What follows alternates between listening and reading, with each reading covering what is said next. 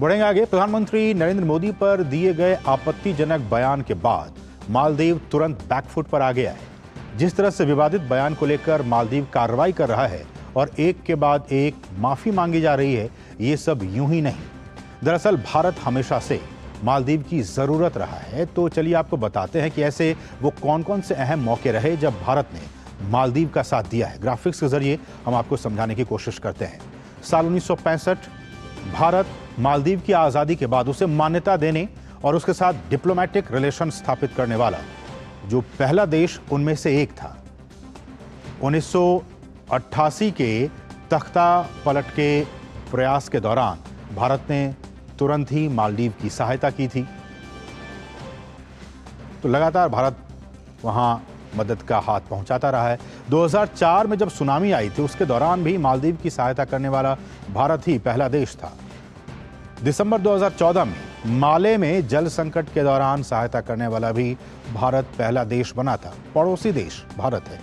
जनवरी 2020 में भारत द्वारा जो खसरे के टीके की 30,000 खुराक मालदीव को भेजी गई थी और उस खेप के भेजने के बाद ही मालदीव में खसरे के प्रकोप से बच पाया था मालदीव। और कोविड के दौरान भारत ने मालदीव को कोविड के आर्थिक प्रभाव से निपटने के लिए $250 मिलियन की सहायता दी थी। आप समझ सकते हैं कि कितनी बड़ी राशि भारत ने इससे निपटने के लिए मालदीव को दी थी। $250 मिलियन की। मालदीव अपने देशव्यापी रोल आउट के 96 घंटों के भीतर ही उपहार के रूप में भारत निर्मित टीकों की 1 लाख खुराक प्राप्त करने वाला पहला देश बन गया था। हम जानते हैं कि तमाम देशों को भारत की तरफ से भेजा गया था, उसमें से मालदीव भी एक था। दिसंबर 2018 में राष्ट्रपति सोलिह की भारत यात्रा के दौरान मालदीव को $1.4 बिलियन के वित्तीय सहायता पैकेज की घोषणा की गई थी। 2019 की बात की जाए तो यहां विदेश मंत्री की मालदीव यात्रा के दौरान $800 मिलियन के लिए लाइन ऑफ क्रेडिट समझौता किया गया था। 13 अगस्त 2020 को भारत और मालदीव के बीच शाहिद कार्गो जहाज सेवा शुरू हुई थी। भारत ने $400 मिलियन लाइन ऑफ क्रेडिट और $100 मिलियन का अनुदान मालदीव को दिया है। फरवरी 2021 में विदेश मंत्री ने मालदीव की यात्रा के दौरान $50 मिलियन के समझौते पर भी हस्ताक्षर किए थे।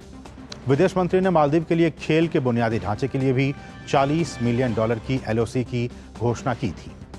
इसके अलावा एफकॉन्स ने एक्सिम बैंक यानी कि export import bank of India समर्थित अड्डू रोड्स LOC परियोजना के लिए भी अनुबंध पर हस्ताक्षर किए थे।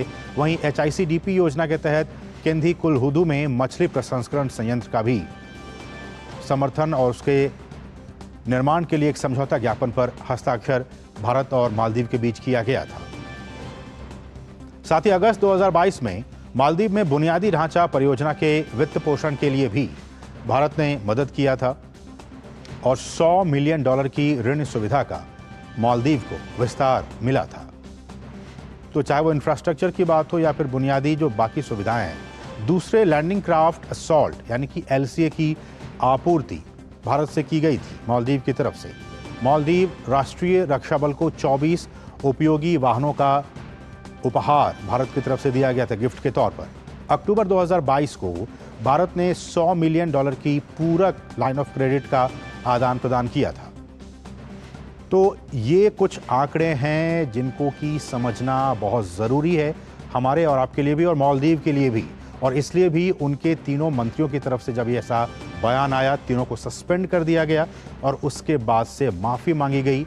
और हम जानते हैं कि उसके बाद से जो रिप्रिकॉशन हुआ डिप्लोमेटिक लेवल पर और आम जो लोग हैं उनके लेवल पर भी, बहुत से लोगों ने जो मालदीव की यात्रा पर जाने वाले थे उन्होंने अपना टिकट कैंसिल कर दिया कि हम भारत के प्रधानमंत्री के खिलाफ कोई भी शब्द सुन नहीं सकते हैं। और हमने दिखाया किस तरह से ये जो माफ़ी मांगी गई है मालदीव की तरफ से, उसके पीछे ये सारी कहानी है कि लगातार हमने किस तरह से कोविड के पहले भी, कोविड के दौरान, कोविड के बाद भी उनके लिए, उनके इंफ्रास्ट्रक्चर के लिए, उनके हेल्थ के लिए, उनके तमाम उत्थान के लिए भारत ने एक पड़ोसी होने के नाते, एक पड़ोसी मुल्क होने के नाते लगातार ही उनका साथ दिया है।